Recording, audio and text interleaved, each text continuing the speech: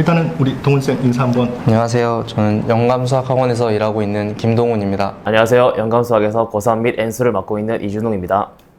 안녕하세요. 영감수학에서 고1, 2 내신 고3을 맡고 있는 강수민입니다.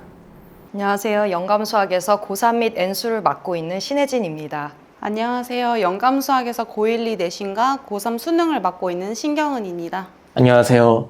영감수학에서 고등부 내신과 수능을 담당하는 장지원입니다. 안녕하세요. 영감수학에서 고2 내신, 고3 수능 그리고 수리논술을 맡고 있는 정의훈입니다. 저 같은 경우는 이제 정시를 선택한 고3 학생들 기준으로 학교 수업을 듣다 보면 절대적인 공부 시간이 부족한데 그런 시간들을 어떻게 좀 보충을 해야 되는지, 예를 들면 이제 보통 학생들은 선생님 수업 시간에 몰래 다른 공부를 한다든지 아니면 본인 개인 공부를 하는데 그게 맞는 것인지, 아니면 어떤 식으로 좀 해야 재수생들이랑 비교했을 때 시간을 확보할 수 있을지가 좀 궁금합니다. 재수생들이랑 현역들의 그 주어진 시간 자체가 많이 다르다고 생각을 합니다. 그래서 진짜 동일선상에 놓고 비교를 할 수가 없다고 냉정하게 생각을 하고요. 본인이 수능을 선택한 과목 선생님께서 하시는 수업을 저는 잘 듣는 게 좋다고 생각합니다. 만약에 다른 과목이면 어떻게 되나요? 예를 들어서 전혀 자기의 정시 과목과 상관이 없는 과목 수업하시면 그래도 그걸 듣는 게 나은지 아니면 다른 과목 푸는 게 나을지 궁금해서. 저는 그래도 듣는 게 좋다고 생각을 합니다. 왜냐면 일단 현역은 무조건 저는 수시를 챙겨야 한다고 생각을 합니다. 사실 정시는 패자부활전 느낌이 좀 세서 저는. 참고로 동훈쌤은 저기 수시로 현역 때 고대 수학과를 붙었어서 어찌 보면은 수시로 어쨌든 대학을 입학을 했다가 어쨌든 군대까지 다녔으니까 이제 정말 긴 공백이 있었던 거거든요. 근데 그 긴 공백을 극복하고 5, 6개월 만에 지금 의대에 합격한 케이스이기 때문에. 네. 저는 그 수능 특강이나 수능 완성 같은 EBS 연계 교재 중요성에 대해서 어떻게 생각하시는지 좀 궁금하거든요. 많은 학생들이 한 번 풀고 더 이상 안 보거나 경우에 따라서는 아예 안 보는 학생들도 있어가지고 네, 그런 거에 대한 중요도가 어떻게 된다고? 일단 볼 수 있으면 보는 게 당연히 좋다고 생각을 합니다. 저는 일단 만약에 평가원 기출이랑 EBS 중에 뭘 먼저 봐야 되냐고 하면 당연히 평가원 기출을 다 보는 게 맞다고 생각을 하고요. 봐야 되는지 안 봐야 되는지 그 갈등을 좀 하고 이제 안 보고 좀 안 좋은 마음으로 들어가는 것보다는 그래도 한 번이라도 풀어보고 가는 게 좋다고 생각을 합니다. 근데 그래도 제가 수능 전에 안 보고 간 것들이 몇 개가 있었습니다. 근데 그게 뭐 수학이랑 과탐은 모두 다 한 번씩은 다 풀고 오답을 완료를 했고요. 제가 국어 중에 독서랑 문학은 다 안 풀었습니다. 사실 제가 다니는 재수종합학원에서 그 선생님들께서 EBS 연계 교재에서 중요한 지문이나 이런 것들을 다 선별을 해서 자료로 주셨어가지고 저는 그거를 보고 들어가는 걸로 만족을 했습니다. 저는 이제 기출 문제를 공부할 때나 아니면 모의고사를 본 다음에 이제 어떤 방식으로 오답을 하셨는지가 궁금합니다. 일단 수학 과목을 기준으로 답변을 드리고 싶습니다. 일단은 틀린 문제가 생겼으면 그걸 이제 바로 답을 찾아본다던가 아니면 선생님께 바로 가지고 간다던가 하는 좀 편한 방식을 쓰면은 본인에게 정말 안 좋다고 생각을 합니다. 그래서 일단은 틀린 문제가 있으면 문제를 천천히 다시 읽고 글이랑 수식으로 써져 있는 내용들이 어떤 문제 상황인지를 본인이 좀 설명을 할 수 있을 정도로 일단 이해를 하는 게 좋다고 생각합니다. 그래서 본인이 이 문제를 어디까지 이해했는지를 일단 생각을 제대로 해서 가능하면 글로 적을 수 있으면 적어서 정리를 해둔 다음에 그럼 그 다음에 이제 어떻게 푸는지를 고민을 하고, 보통 이렇게까지 고민을 하면 적어도 10분 이상은 스스로 고민을 해야 된다고 생각을 합니다.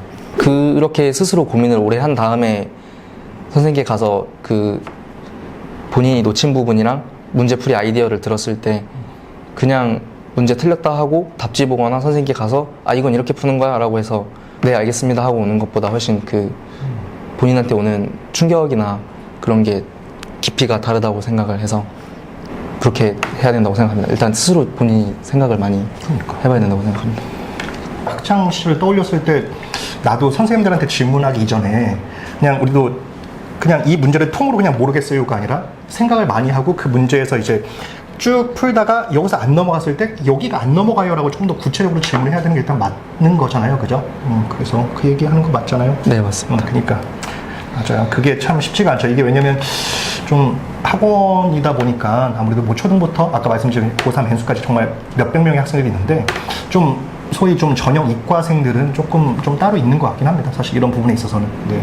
수학 공부를 할 때 어떤 문제가 틀리고 나서 이제 아이들이 오답을 한 다음에 이렇게 양치기를 해야 하는지 아니면 반복을 해야 하는지 그 사이에서 그 어떤 방법을 사용을 해야 수학 점수가 더 많이 오를지 고민을 하는 친구들이 좀 많은데 선생님은 어떤 방법을 좀 더 추천을 하시는지 알고 싶습니다. 처음 배웠을 때는 일단 양을 좀 많이 봐야 된다고 생각을 합니다. 그리고 나면 이제 아무리 양이 많아도 어차피 이 100문제 중에 제가 굳이 안 풀어봐도 다 풀 수 있는 문제가 한 50문제가 된다고 하면 굳이 걔네들을 안 봐도 되는 그런 거니까 그게 사실 본인의 실력에 맞춰서 좀 올라가야 된다고 생각을 합니다. 난이도를 높여서.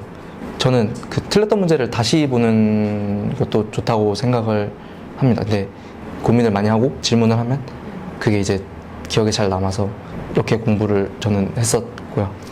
제가 재수할 때 기억으로는 제가 모의고사를 매주 풀었었는데 그 풀었던 모의고사를 나중에 수능 전에 다시 한번 똑같은 문제를 다시 풀었는데 기억이 하나도 안 나더라고요. 그래서 한두 달 정도 지나고 나서 다시 보면은 또 다 까먹은 자기 자신을 찾아볼 수 있어서 한 그 정도 주기로 좀 저장을 해뒀다가 한두 달 뒤에 다시 쳐다보고 이런 식으로 하면 더 안 까먹고 네, 더 좋을 것 같습니다.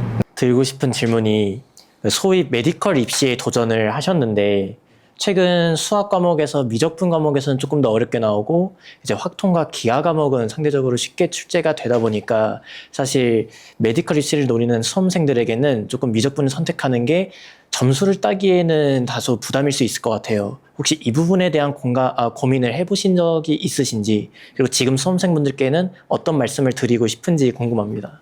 사실 현역 시절에 수능을 가형을 봐서 확률과 통계랑 미적분이랑 기하를 다 공부를 했었어요. 그래서 사실 어디로 가도 다 할 수 있는 상황이었는데 그 미적분이 가장 선택을 많이 하니까 그 좀 안정감이 있잖아요. 그 모수가 많아야지 많은 사람들이 1등급 안에 들어가고, 그리고 사실 저는 그게 가장 대중적인 픽이어서 선택을 했다고 생각합니다. 지금 선택 과목으로 공부하고 있는 친구들은 본인이 학교에서 선택한 과목을 그대로 밀고 나가는 게 가장 좋다고 생각합니다. 저는 내신도 잘 챙기고 그 내신 했던 걸로 수능도 잘 보는 게 가장 베스트라고 생각을 해서 본인이 잘하는 거 하면 될 것 같습니다. 일단 제가 질문 드리고 싶은 거는 이제 학생들이 수능 때 가장 성적을 올리기 까다로워하는 과목이 국어랑 수학 대표적으로 두 개잖아요.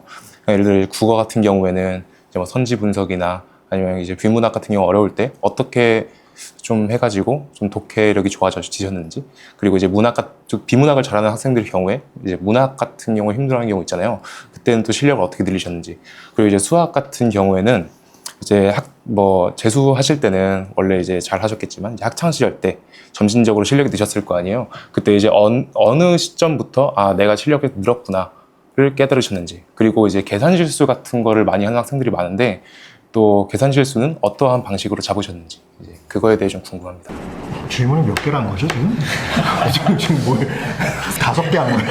지금 그러니까 첫 번째가 그러니까 첫 번째가 이제 국어에서 이제 비문학 같은 경우 독해 속도라든지 독해 정확도를 어떻게 높이셨는지, 그리고 문학 같은 경우에 비문학을 잘하더라도 문학에서 고생하는 학생들이 많은데 그때는 어떻게 극복을 하셨는지.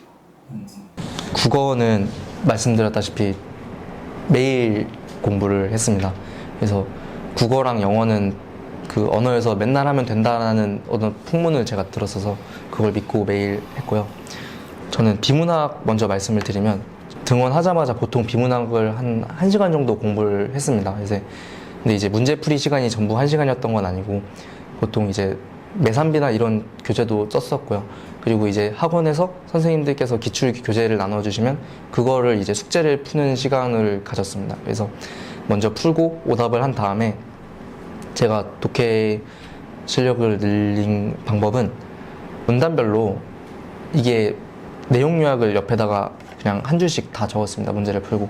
그래서 이 문단이 무슨 말 하는지, 이 문단 무슨 말 하는지 이렇게 다 적은 다음에 마지막에 주제가 그래서 얘가 무슨 말을 하고 싶은 건지를 그냥 다 적었습니다. 그래서 푼 모든 문제들마다 다 이걸 적는 훈련을 맨 처음에 했습니다. 그래서 이걸 하면 나중에는 어떤 부분이 좋아지냐면 일단 비문학을 막 읽다가 한 4번째 문단 정도 갔을 때 얘가 첫 번째 문단에서 무슨 말을 했었지? 하고 그냥 그 흐름을 놓쳐버리는 경우가 옛날엔 있었는데 그게 없어지고 이제 이 글이 그래서 무슨 말을 하고 싶어 하는지를 좀 염두에 두면서 읽을 수 있게 됩니다. 그러면 비문학도 이게 사실 국어가 선지가 굉장히 많잖아요. 근데 이제 선지들 중에 이 큰 흐름에서 벗어나는 선지들이 있어요. 근데 이제 그거를 제가 잡으면서 읽으면 큰 흐름에서 벗어나면 그냥 바로바로 지워버릴 수 있는 그런 그게 이제 문제풀이 속도에도 도움이 되고 네, 정확도에도 도움이 되는 방법이었습니다. 그리고 선지별로 정오의 근거를 다 찾아보고 하는 시간도 가졌습니다. 그러면 이제 이 평가원에서 기출문제 내는 사람들이 어떻게 글을 써서 선지를 배치를 해서 틀린 문항을 만들어내고 이런 거를 좀 찾아보려고 노력을 했습니다. 근데 제가 완전히 성공한 것 같지는 않습니다. 그거를. 그래서 이런 식으로 비문학 공부를 했고요. 그리고 문학은 보통 이제 산문이랑 운문 이렇게 많이 좀 나누어졌던 것 같은데 처음에 그냥 성실하게 문제 풀고 오답하고 질문할 거 생기면 선생님 이건 왜 그래요? 이러면서 그 질문은 맨날 했고요. 체크리스트를 만들었어요. 그래서 시 같은 걸 읽을 때 어느 부분에 집중을 해야 되는지 한 5-6가지 정도 읽으면서 체크할 수 있는 것들을 정리를 해서 그 처음부터 읽으면서 잡아갈 수 있는 거를 다 잡아가는 훈련을 했습니다. 그러면 문제를 가자마자 이건 찾아놨던 거네 하면서 다 지워버리고 할 수 있는 그런 요소들이 몇 개가 있어서 그걸 이제 전 선생님께 만들어가서 검사받고 그걸로 계속 보면서 읽는 연습했고요. 그리고 소설도 마찬가지로 일단 인물들 챙기는 거 뭐 이런 거 사실 습관을 만드는 게 좀 중요한 것 같아요. 나는 인물들 보면 이렇게 처리할 거고 같은 인물 이거는 같은 인물이라고 생각을 하면 이 정보는 어떻게 처리하고 이런 훈련들을 계속 반복해서 했습니다. 중학생 때까지는 공부를 잘하는 학생은 아니었고요. 고등학교 올라가면서 열심히 해서 이제 그때부터 수학을 잘 하게 됐는데 선생님들께서 수업하실 때 정말 집중했습니다. 이게 진짜 중요합니다. 네, 그리고 항상 수학 내신을 공부를 했을 때 따라갔던 루트가 있는데 첫 번째 교재는 항상 개념 원리를 사서 그 개념 원리랑 노트 한 권을 샀어요. 그래서 그 과목 담당 선생님께 책이랑 노트를 가져가서 선생님 저한테 숙제를 내주시면 제가 이걸 풀어서 오겠습니다 하고 숙제를 받아서 개념 원리부터 먼저 하루에 몇 페이지씩 이렇게 해서 풀이과정 노트에 적어가면서 풀고 채점하고 검사받고 개념 원리 이렇게 공부를 하면은 바로 그 다음에 뭐 일품이나 블랙라벨 같은 어려운 문제집에 가도 그래도 야자 시간에 풀면은 풀리는 문제들이 꽤 있더라고요. 그래서 아까 말씀드리는 그 오래 고민해보는 시간을 고등학교 1학년 야자 시간에 혼자 앉아서 일품이나 이런 블랙라벨 같은 교재에 있는 어려운 문제들을 내신 준비할 때 생각을 많이 하면서 그때 실력이 많이 늘었다고 생각을 합니다. 그래서 사실 고1 거를 잘해야지 그 다음에 하는 고2, 고3 것도 무너짐이 없는 건 다들 잘 아시는 것처럼. 네. 그래서 그냥 노트에 적어가면서 매일매일 했습니다. 그럼 마지막으로 계산 실수는 어떻게 잡으셨는지, 그리고 공부 잘하는 친구들 중에도 실수를 이제 수능까지 계속하는 친구들이 많으니까 이제 그거에 대해 걱정이 많더라고요. 그래서 그거에 대해서 한번 말씀해 주시면. 사실 이 문제를 어떻게 바라봤을 때 어떻게 풀어야 될지에 관한 거는 이미 재수를 시작할 때부터 잘 알고 있었다고 생각을 합니다. 그래서 저는 당연히 들어가서 시험을 보면 수학은 거의 만점을 받을 거라고 생각을 했는데 들어가서 처음 본 시험이 수학이 69점이 나왔더라고요. 그래서 제가 그때 충격을 받고 그 시험지를 가지고 독서실 책상에 가서 다시 풀어봤는데 제가 여유를 가지고 풀면은 다 풀리더라고요.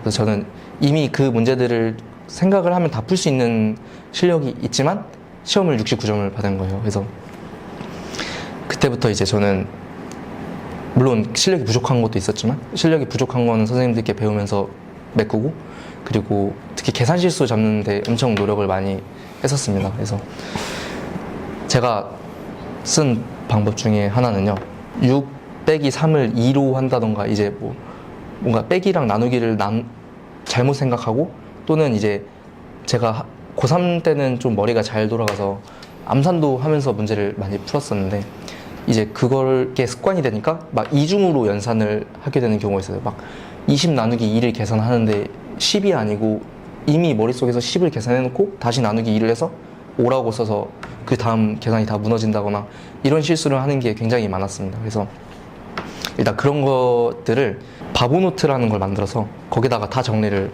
했어요. 그래서 제가 틀린 시험지를 다 잘라서 붙이고, 거기다가 내가 몇 날 몇 시에 이 시험에서 이걸 봐서 어떤 실수를 했는지를 적고, 그 다음에 왜 내가 이런 사고 과정으로 그러니까 계산을 했는지를 적고, 그 다음에 이걸 해결하려면 내가 어떻게 해야 되는지를 다 적었어요. 그래서 이런 바보노트를 만들고 나니까 제가 그거를 한 9월부터 시작해서 한 11월까지 만든 노트가 있거든요. 근데 그걸 하다 보니까 정말 놀랍게도 이게 똑같은 행동을 제가 반복을 많이 합니다. 제가 대표적으로 했던 실수 중에 하나는, 어려운 문제를 해결하고 이제 정말 P 더하기 Q만 계산하면 되는 그런 상황들 많잖아요.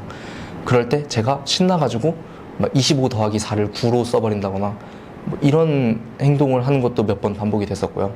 뭐 아까 말씀드린 것처럼 이중계산이나 이런 것들이 계속 반복이 되니까 제가 이 바보노트를 아침 조회 시간에 그냥 가져가서 계속 읽었어요. 그러니까 사실 수능 과목에 하나가 더 추가됐다는 느낌으로 그걸 봤어요. 왜냐면 제가 제 자신이 어떤 실수를 하는지를 알아야지 그걸 반복을 안 하니까.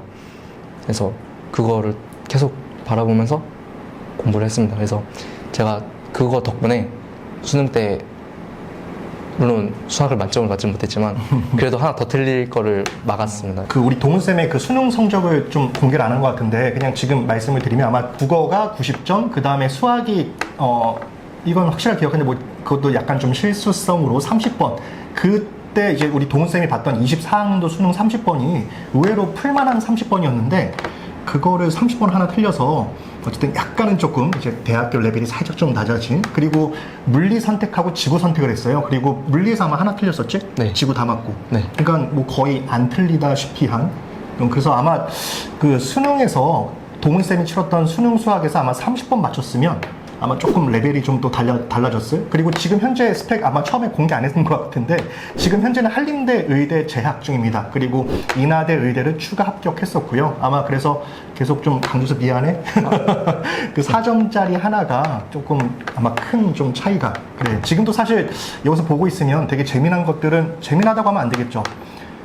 의대 간 친구들이, 의대도 사실 급이 있잖아요. 소위 뭐 메이저 의대도 있고, 뭐 인서울 의대도 있고, 뭐 수도권, 뭐 지방 이렇게 의대가 있는데, 만약에 지방에서 의대를 붙었으면 좀 죄송하지만 다니는 친구들이 몇 있나요? 아마 또 걸어놓고 또 하고, 또 서울로 오겠다고 또 하고, 서울에 있는 대학을 의대를 갔는데도 불구하고 또 메이저 의대를 가겠다고 또 하고, 거의 뭐 이런 분위기여서 이런 거는 조금은 뭐 어떻게 생각해야 될까요? 뭐 안타깝다고 해야 될지, 아니면 조금 비정상적이라고 해야 될지, 조금은 그런 건 있는 것 같아요. 그래서 어쨌든 분명한 건 아까 처음에 말씀드렸지만, 우리 동훈쌤이 20살 때 현역 때 이제 수시로 고대 수학과를 붙었고 1학년, 2학년을 보내고 군대까지 갔다 와서, 그 다음에 이제 갑자기 또 수능을 봐서 거의 뭐 5, 6개월 이렇게 공부해가지고 또 의대에 합격한, 소위 어찌 보면 N수생들 혹은 고3 그 수능을 준비하는 학생들한테는 어찌 보면 이런 케이스가, 우리는 이제 와서 결과를 보고 마음 편하게 얘기하지만, 사실 동훈쌤은 정말 뼈를 깎는 노력을 분명히 했을 거거든요. 그래서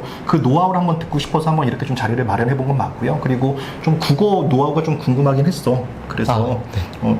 나도 수능 준비 한번 해볼게 이번에. 또 혹시 또 궁금하신 거 있으세요? 아까 선행을 많이 안 하셨다고 언뜻 말씀하셨던 것 같은데 네. 네. 중학교 때는 선행을 아예 안 하신 건가요? 네, 제가 이 부분이 사실 또 진짜 제가 더 오히려 말 끊어 죄송합니다. 이게 사실 좀 다른 시간에 좀 컨셉을 좀 따로 잡아서 좀 촬영해야 될 부분인 것 같긴 한데, 이게 사실 대치동이다 보니까 선행은 좀 문제가 있지. 문제가 있고, 그리고 사실 좀 너무 빠릅니다. 네, 학부모님들 너무 빨라요. 초중 때는 그냥 좀 소위 뭐 사춘기 전까지는 우리 애가 그냥 시키는 대로 다 쫓아옵니다. 뭐 학원 보낸 대로 뭐 다 다니는 것 같고, 뭐 점수 잘 받아오는 것 같고, 뭐 각 학년별로 어디 학원 보내서 우리가 다 잘하는 것 같아요. 근데 그런 애들이 사춘기도 오고요. 중2 때 내신을 보기 시작했는데, 분명히 우리 애는 고등 선행까지 나갔는데 중2 내신 성적이 왜 이러지? 약간 좀 소위 요즘 애들 표현으로 현타가 온다라는 표현. 네. 그래. 뭐 다음에 잘하겠지 했는데 그 성적이 한 번, 두 번 지나면서 굳어지거든요. 그래서 만약 이런 부분만을 봤을 때 과연 이 선행이 맞을까라는 생각은 저 역시도 저희 학원에서 중등 대상 수업을 하고 있지만 늘 좀 걱정이 되고 좀 때로는 좀 회의감도 좀 들고 하는 그런 부분도 있습니다. 그래서 이 부분은 좀 주제를 좀 따로 잡아서 좀 깊은 논의를 한번 해보는 게 맞는 것 같아서 다만 이제 그 동훈쌤 얘기는 선행을 많이 안 했던 네, 그치. 주변 친구들에 비해서도 많이 안 했던 걸로 기억합니다. 그러니까 그래서 제가 이제 블로그에 쓴 그 멘트가 있는데요. 저는 선행 총량의 법칙은 존재한다고 그렇게 말씀을 좀 드립니다. 아무리 선행을 빨리 나가도 대입에서 성공을 하는 건 좀 다른 문제인 것 같습니다. 네, 이 부분 아마 우리 선생님들 공감하실 것 같아요.